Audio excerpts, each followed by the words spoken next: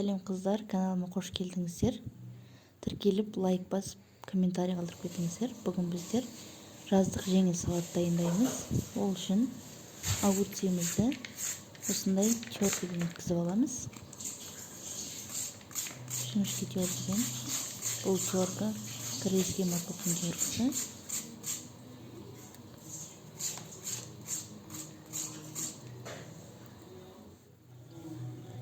Кейін помидорымызды ұзыншалап, жіңішкелеп турап аламыз. Қалауыңызша тәтті перец те қосуыңызға болады.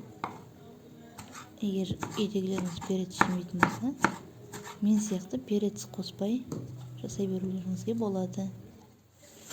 Енді капустамызды турап аламыз. Уақтап, егер жақсы теркілеріңіз болса, капустаны да уақ теркіден өткізуге болады.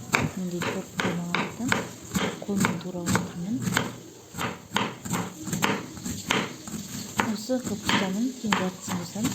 Жартысына бір жарты бөлігін алып қоямыз.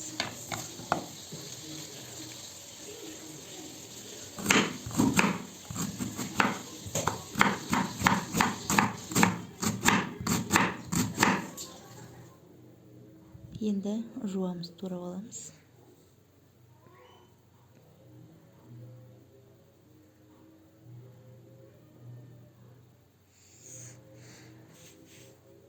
Жуаларымызды қайнап тұрған майға салып, аздап майда қуырып аламыз.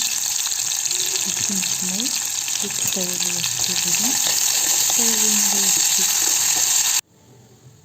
енді тұзымызды бір жұмырт салып, салатымызды қолымызбен мұжамыз.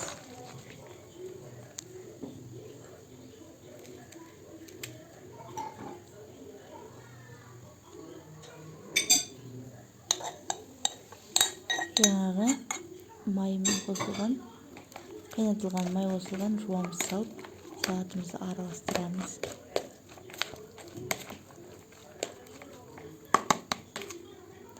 Салатымыз дайын болды. Аз болсын,